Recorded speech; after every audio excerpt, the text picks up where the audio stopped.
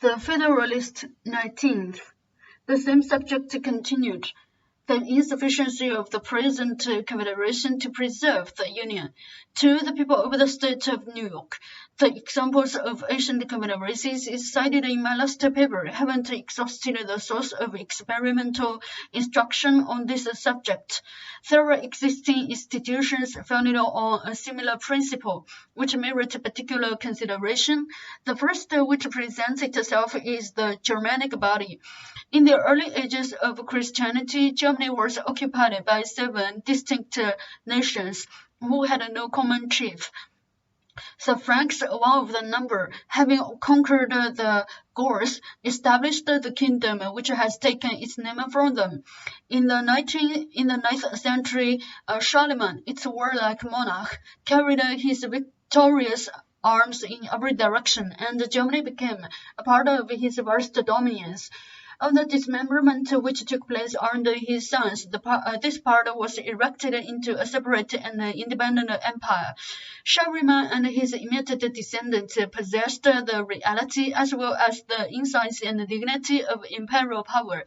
But the principal vassals whose fiefs had become hereditary and who composed the national diets which Charlemagne hadn't abolished, gradually threw off the yoke and advanced to sovereign jurisdiction and independence. The force of imperial sovereignty was insufficient to restrain such powerful dependence or to preserve the unity and the tranquility of the empire.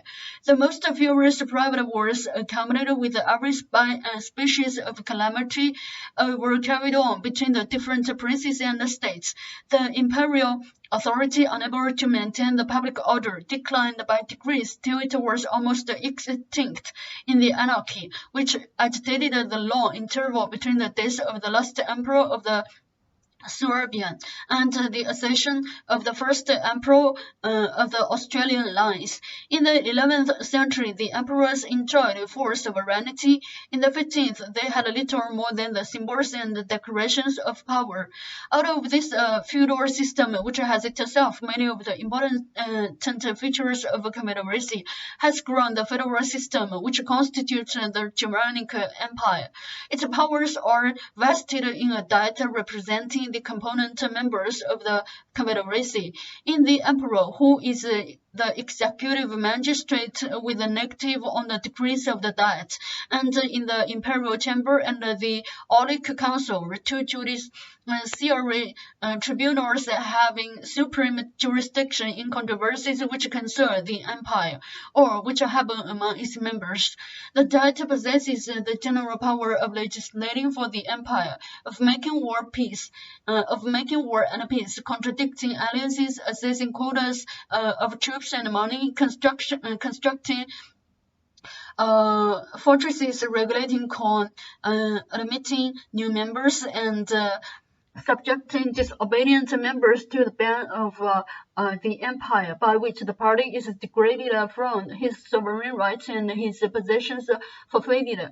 The members of the confederacy are expressly restricted from entering into compacts prejudicial to the empire, from imposing toils and duties on their mutual intercourse without the consent of the emperor and the diet, from altering the value of money, from doing injustice to one another, or from affording assistance to retreat and to the disturbers of the public peace, and the ban is denounced against such as shall violate any of these restrictions. The members of the Diet, as such, are subject in all cases to be charged by the Emperor and the Diet, and in their private capacities by the Aulic Council and the Imperial Chamber.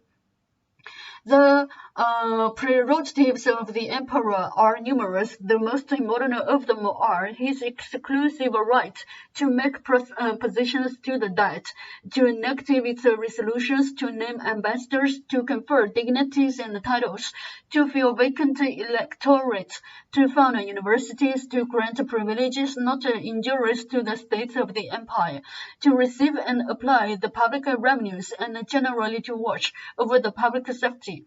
In certain cases, the electors form a council to him in quality of emperor. He possesses no territory within the empire, nor receives any revenue for his support. But his revenue and dominance in other qualities constitute him one of the most powerful princes in Europe.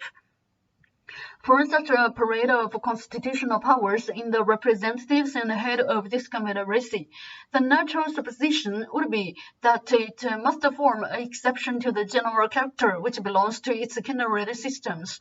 Nothing would be further from the reality, the fundamental principle on which it rests, that the empire is a community of sovereigns, that the diet is a representation of sovereigns, and that the laws are addressed to sovereigns renders the empire a nerveless body, incapable of regulating its own members, insecure against external dangers, and agitated with unceasing fermentations in its own bowels. The history of Germany is the history of wars between the emperor and the princes and the states, of wars among the princes and the states themselves, of the licentiousness of the strong and the operation of the weak, of foreign intrusions and foreign intrigues, of requisitions of men and money disregarded or partially complied with, of attempts to enforce them altogether abortive or attended with slaughter and desolation, involving the innocent with the guilty, of general imbecility, confusion, and misery. In the 16th century, the emperor, with one part of the empire on his side, was seen engaged against the other princes and states. In one of the conflicts, the emperor himself was put to flight, and very near being made prisoner by the Elector of Saxon. The late King of Prussia was more than once pitted against his imperial sovereign and commonly proved an overmatch for him. Controversies and wars among the members themselves have been so common that the German annals are crowded with bloody pages which describe them.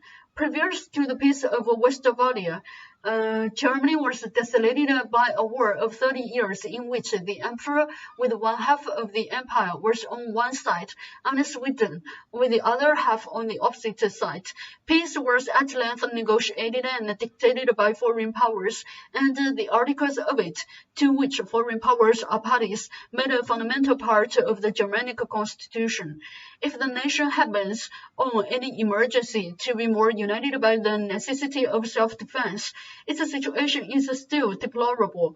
Military preparations must be preceded by so many tedious discussions, arising from jealousies, pride, separate views, and the clashing pretensions of sovereign bodies, that before the Diet can settle the arrangements, the enemy are in the field, and before the federal troops are ready to take it, are retiring into winter quarters. The small body of national troops, which has been judged necessary in time of peace, is defectively kept up, badly paid, infected with local prejudices, and supported by irregular and disproportionate contributions to the treasury. The impossibility of maintaining order and dispensing justice among these sovereign subjects produced the experiment of dividing the empire into 9 or 10 circles or districts, of giving them an interior organization, and of charging them with the military execution of the laws against delinquent and contumacious members. This experiment has only served to demonstrate more fully the radical vice of the Constitution. Its circle is a miniature picture of the deformities of this political monster. They either fail to execute their commissions, or they do it with all the devastation and the carnage of civil war. Sometimes whole circles are defaulters, and then they increase the mischief which they were instituted to remedy. We may form some judgment of this scheme of military coercion from a sample given by Cyrenius in Donawens, a free and imperial city of the circle of Surbia, the AB 300 The Saint Croix enjoyed certain immunities which had been reserved to him. In the exercise of these, on some public occasions, outrages were committed on him by the people of the city. The consequence was that the city was put under the ban of the empire, and the Duke of Bavaria, though director of another circle, obtained an appointment to enforce it.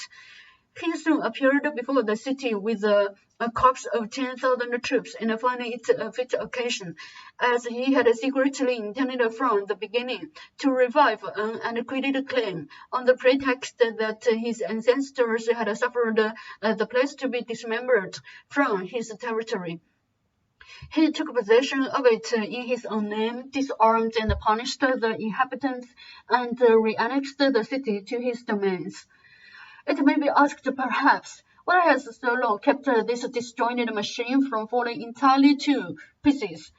The answer is obvious. The weakness of most of the members who are unwilling to expose themselves to the mercy of foreign powers. The weakness of most of the principal members, compared with the formidable powers all around them.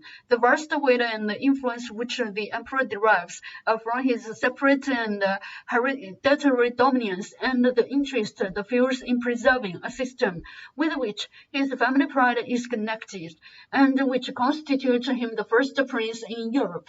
This causes support a fearful and precarious union, whilst the repellent quality incident to the nature of sovereignty, and which time continually strengthens, prevents any reform whatever founded on a proper consolidation.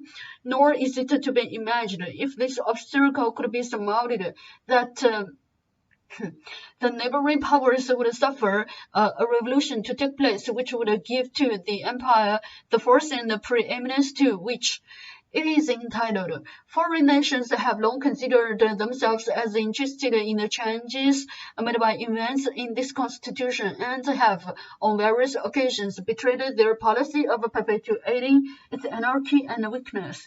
If more direct examples were wanting, Poland, as a government over local sovereigns, might not improperly be taken notice of, nor could any proof more striking be given of the calamities flowing from such institutions. Equally unfit for self-government and self-defense, it has long been at the mercy of its powerful neighbors, who have lately had the mercy to disburden it of 1/3 of its people and territories. The connection among the Swiss cantons scarcely amounts to a confederacy, though it is sometimes cited as an instance of the stability of such institutions. They have no common treasury, no common troops even in war, no common coin, no common judiciary, nor any other common mark of sovereignty. They are kept together by the peculiarity of their topographical position, by their individual weakness and insignificance, by the fear of powerful neighbors, the one of which they were formerly subject, by the few sources of contention among people of such simple and homogeneous manners, by their joint interest in their dependent possessions, by the mutual aid they stand in need of, for suppressing insurrections and rebellions, expressly stipulated and often required and afforded, and by the necessity of some regular and permanent provision for accommodating disputes among the cantons. The provision is that the parties at variance shall each choose 4 judges out of the neutral cantons, who, in case of disagreement, choose an umpire. This tribunal, under an oath of impartiality, pronounces a definitive sentence which all the cantons are bound to enforce. The competence of this regulation may be estimated by a clause in their treaty of 1683 with Victor Amadeus of Seville, in which he obliges himself to interpose as a mediator in disputes between the cantons, and to employ force, if necessary, against the contumacious party, so far as the peculiar So far as the peculiarity of their case will admit of a comparison with that of the United States, it serves to confirm the principle it needed to be established. Whatever efficacy the Union may have had in ordinary cases, it appears that the moment a course of difference sprung up, capable of trying its strength, it failed. The controversies on the subject of religion, which in 3 instances have kindled violent and bloody contests, may be said, in fact, to have served the League. The Protestant and Catholic cantons have since had their separate diets, where all the most modern concerns are adjusted, and which have left the general diet little other business than to take care of the common billets. That separation had another consequence which merits attention. It produced opposite alliances with foreign powers, of Berlin at the head of the Protestant Association with the United Provinces, and of Luzerne at the head of the Catholic Association with France. Publius.